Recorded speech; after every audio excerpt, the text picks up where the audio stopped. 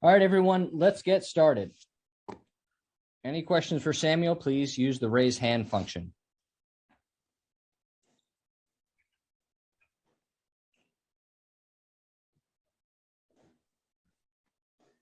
Bill Meltzer, you're on with Samuel. Go ahead. Hey, Sam. Do you feel like, obviously what happened is unfortunate, but do you have the peace of mind to know, hey, you gave it every attempt that you possibly could? Yes, absolutely. I think in life, you kind of need to answer yourself. Like you look yourself in the mirror before every night before going to bed. And I think for myself, I give it absolutely everything. I play hurt for so long. I was really banged up. I took some, my knee was really bad. Even last year, I played hurt with it. My meniscus was really banged up, almost tear. So it was tear actually. And I just played hurt. And I really, really wanted to be a hockey player. But at the same time, this year when I got hurt again, before training camp, I was like, I kind of knew it was pretty bad. I was telling myself it was going to be fine. But around Christmas, I saw a doctor in New York and he told me to shut it down. I should shut it down. My knee was really in bad condition. And that's what it is. I think you just need to look yourself in the mirror, and I give it all. So I'm not ashamed of myself at all. I have no regrets. So I'm all good with that. Bill, did you have a follow-up? I do. Sam, there were some guys whose careers ended under similar circumstances, some in the Flyers organization. Marc-Andre Bourdon being one, yes. Eric Wellwood being another. And Marc-Andre, of course, he's a general manager now in Quebec League, and Eric is now a head coach in the East Coast in ECHL. Have you talked to any guys like that as to, how their path to continuing on in hockey? Yeah, so with Marc-Andre, I know him really well. He's French. I'm back home right now in Quebec, so I saw him a couple of times. I went to see some hockey games with him. So, for him, his career got hit pretty quick. With him, it's even worse. I think concussion head is not fun when you still have a problem like a headache and all that stuff. But I'm not the only one, and I'm not gonna be the last one. But it's tough. I think realizing it. It was around Christmas time, so it was really hard for me to kind of accept it. But it's been a couple of months now, so I feel way better about it. For me, I don't know what's next for sure, but I want to stay in hockey. That's for sure. Like those guys, like it's awesome to see that they have success with what they're doing right now. Like it's something that I definitely want to do in the future. Yeah. Gianna Hahn, you're on with Samuel. Go ahead. Hi. First of all, really sorry to hear the news, but I know you said you don't know exactly what you want to do next, and I know Chuck Fletcher said that he's talking to you a lot. What have those conversations kind of been like, and what are some of the things that you are interested in? How are you trying to find your path of where you want to go? Yeah, good question. It's something I'm gonna need to kind of analyze this summer. I'm gonna take my time. I got a really good talk before I left Philly with Chuck. I think he's a really, really good person. He understands my situation, and I think he respect to what happened with my career. I think coming back from all those injuries, being a first rounder like myself, a lot of expectation and all that stuff. I'm sure I could help some young player with that, like in the minors, all that stuff. So I got to see what's all my option, but definitely something like being with the Flyers would be awesome for me. But like I said, I really don't know right now. I'm gonna look at everything and make a decision what's best for me. Obviously now I was away from my family for a long time with COVID and all that stuff, so I'm back home right now, and it's been really good to see my parents, my sister, my little sister, and my friends, and like kind of build something with. I really miss my family during those years. I was kind of alone with the COVID. I was in Philly because I need to be in Philly to work out because Quebec was so shut down. So right now my mental state is really good for that. Like being with my family, I got really good support here in Quebec. Yeah. Jordan Hall, you're on with Samuel. Go ahead. Hey Sam, thanks for doing this. Hope you're doing well. speaking of your family, how important has your family been during this time to support you and also your teammates as well? Both of them are big part of why I come back every time.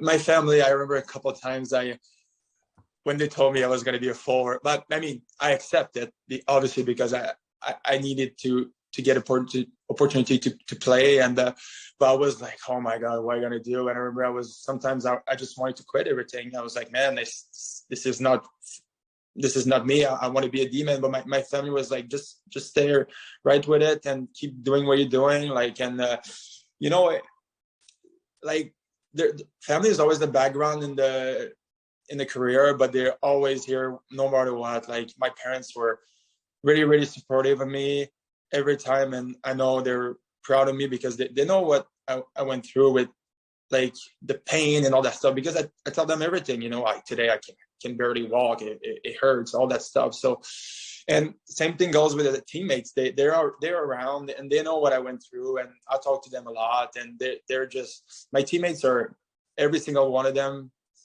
like from junior hockey and to my NHL little bit of experience, they've been like what I love. Like I love that brotherhood of like going to like, you know, on the road trips, all that stuff in the locker room, joking around. Like, you know, this is something I'm gonna miss a lot. Like a lot, my teammates for sure. And I've been so lucky to be here with the Flyers because I have some really, really good guys, and I'm really grateful for it. Olivia Reiner, you're on with Samuel. Go ahead. Hi, Sam. Hope all is well. I'd imagine that, you know, you've been playing hockey your entire life and it's been your identity for your entire life. How difficult is it to kind of like accept that that's no longer part of your identity and move forward, and kind of what has been, I don't know, motivating you to figure out what your new passion is in life?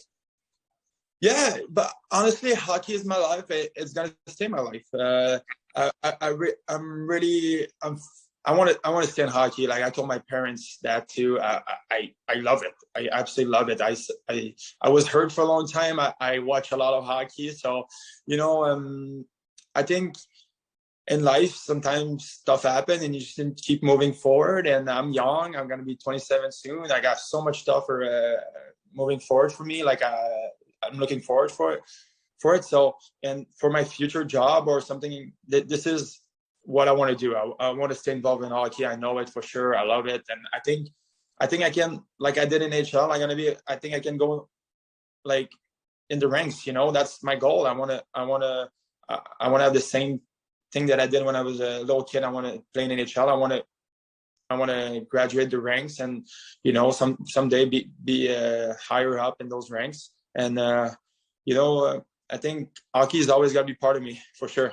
And for 100%, I don't doubt that. Okay, we'll take a few more questions before changing over to questions in French. Ariel Melendez, you're on with Samuel. Go ahead. Hey, Sam. Just to kind of reiterate what everyone said, you know, hope you're doing well during all of this. You talked about wanting to play in the NHL since you were little, you know, how much you're going to miss it. So even looking back on your career and the fact that you were able to make your NHL debut, you were able to score your first NHL goal, just what were kind of those moments like, if you can even reflect back on that time, you know, back in the NHL?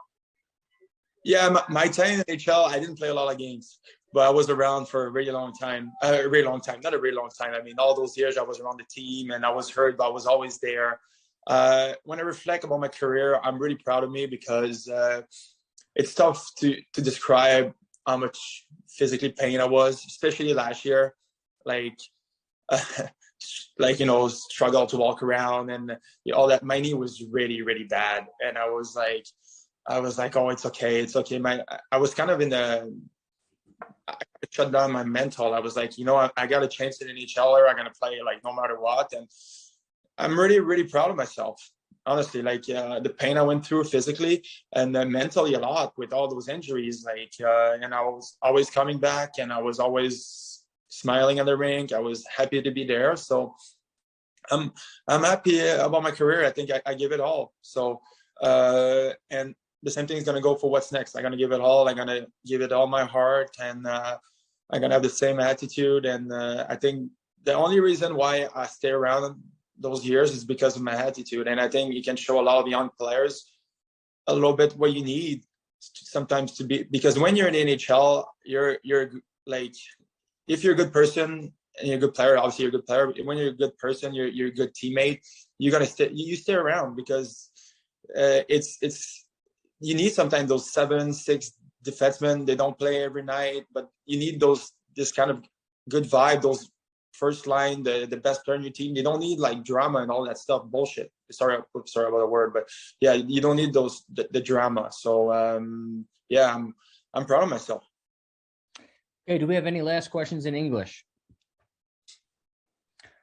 Okay, now we'll take some time to take questions in French. If there are any reporters on the line who would like to ask questions in French, please do so now. Remember to use the raise hand feature.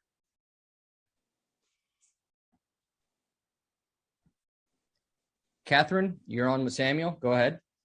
Oui, salut Samuel. Désolée d'apprendre la nouvelle. En fait, je pense que t'en as pas parlé en anglais, si je me trompe pas. Je me demandais quand est-ce que tu as appris exactement la nouvelle. Toi, ça semble faire un petit moment quand même, là. Puis oui. Comment tu as appris ça à la base, au départ, là, tu sais? Mais écoute, dans le fond, moi, qu'est-ce qui s'est passé? C'est ça, tu sais, je me suis refait mal avant le camp d'entraînement. Puis là, c'est sûr, j'avais besoin d'une autre surgery en octobre. Puis là, ils m'ont dit que c'était comme bon 50-50, 50-50, que ça allait peut-être être correct. Puis après un mois d'avoir réalisé, je voyais bien que ça allait pas bien. Là. C'est que j'ai appris à peu près à Noël, j'étais allé voir un docteur à New York, puis il m'a comme dit que je devrais shut down, je devrais arrêter de jouer. Puis pour mon bien, honnêtement, parce que le pain, la douleur que j'étais, c'était pas... c'est pas quelque chose de normal. Là. Même aujourd'hui, mon genou il est hypothéqué à vie. Je suis plus capable de faire ce que je faisais avant, courir juste à 26 ans. C'est pas le fun, mais je peux quand même faire des affaires, du vélo, des choses de même, mais il faudra que je fasse attention. Ça fait que, Puis Chuck Fletcher avait quand même vraiment des bons commentaires à ton endroit. Puis justement, tu en as parlé un peu tantôt que tu pourrais rester avec l'organisation pour aider d'une certaine façon. Qu'est-ce que ça représente pour toi de voir que l'organisation que tu as repêchée veut te garder dans l'entourage puis est ouvert à t'offrir un poste, tu sais? Ouais, mais c'est ça, tu sais, souvent, le hockey, c'est une business souvent, puis, souvent, on dit, les gars, ils viennent, ils s'en vont. Moi, j'ai resté quand même longtemps avec les Flyers. C'était mon équipe. Je sais que j'ai pas joué beaucoup de games, mais j'ai tout le temps été là. J'ai tout le temps été around. C'est que, c'est sûr, ça fait chaud au cœur. Écoute, quand un directeur général de la nationale dit ça à tes propos, c'est que je suis choyé. Écoute, moi, comme je te dis, je vais analyser tout ce qui se passe un peu cet été, puis je vais prendre... c'est sûr que moi, je veux rester en hockey, je veux travailler, mais en même temps, je veux être au Québec, je veux voir ma famille. C'est que je vais vraiment prendre la meilleure décision qui est pour moi, parce que je pense que je le mérite, là, je veux être heureux. Puis, comme je te dis, on va voir ce qui va se passer plus tard, mais je suis excité pour la suite, c'est sûr. Michael Filion, you're on with Samuel. Go ahead. Salut Sam, tu m'entends bien? Yes, sir. Tu parles des épreuves que tu as eues à traverser. Je me demandais, qu'est-ce qui t'a permis de t'accrocher au fil du temps, au fil des malchances? À quoi tu t'accrochais? Qu'est-ce qui t'a permis de passer à travers tout ça puis d'essayer encore? Ben, sûr, je suis pas le premier qui se blesse, puis qui essaye, puis qui revient. Là, ça va arriver à plein d'autres personnes. Ça est arrivé dans le passé à beaucoup d'autres personnes. Je suis pas mais moi, personnellement, moi, c'est vraiment la passion pour le hockey. Là. Écoute, je balade avec vous autres, là, j'adorais ça. Là, pratique, entraînement, gym, être avec les gars, sur la route, les restaurants. Tout ça, là, c'était quelque chose là, que je m'accrochais. Puis, un petit peu à la fin, je savais que l'année passée, j'étais à la nationale, mon genou n'allait pas très bien, je savais que j'avais mal, je savais pas combien de temps il me restait à jouer au hockey. Ça, je le savais, j'étais bien conscient de ça parce que je savais que c'était pas normal d'avoir de la misère à marcher après une game. Là. Fait que, là, j'étais comme... Je te dirais que j'enjoyais, là, j'étais dans, moi, on était dans une belle hôtel à Boston ou quelque chose comme ça, à New York, les bons repas, j'enjoyais tout ça, là, je prenais tout, ça m'a vraiment comme mis en perspective comme je suis chanceux d'avoir joué dans le national, jouer dans le national, c'est un privilège, là. Ça fait que moi, c'était pour la passion du hockey m'a fait tout le temps revenir, là, je voulais vraiment ça dans ma vie, je voulais vraiment faire ça. Puis ça va être la même chose pour mon futur. Je veux vraiment faire du hockey, aider des jeunes, tout ça. Là. C'est que j'ai hâte pour qu'est-ce qui est next, là. Pour la suite. Excuse mon anglais. Ouais. Bon. À quel point tu es attaché à l'organisation des Flyers? C'est l'équipe qui t'a repêché, mais je pense que tu as un amour pour cette équipe-là, pour la ville aussi.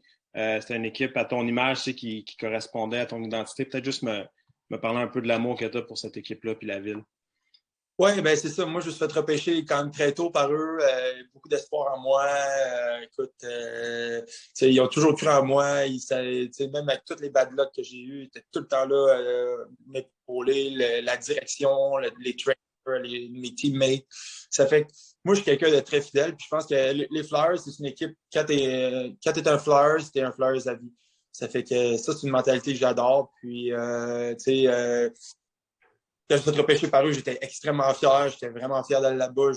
J'aurais voulu peut-être plus performer pour eux, leur montrer qu'ils avaient fait le bon choix. Écoute, c'est sûr que si tu regardes ça, ça a été, pour moi, c'était si tu regardes le repêchage, mes statistiques, c'est pas très bon, mais je sais qu'ils respectaient tellement mon vouloir puis ma capacité de vouloir revenir. Puis c'est quelque chose qui se décrit pas un peu, là, comme moi, la ville aussi, j'ai vécu là, je vivais là l'été et tout. C'est que j'ai adoré ça. J'étais vraiment commitment, j'étais vraiment commis à réussir puis à prouver qu'il avait fait le bon choix.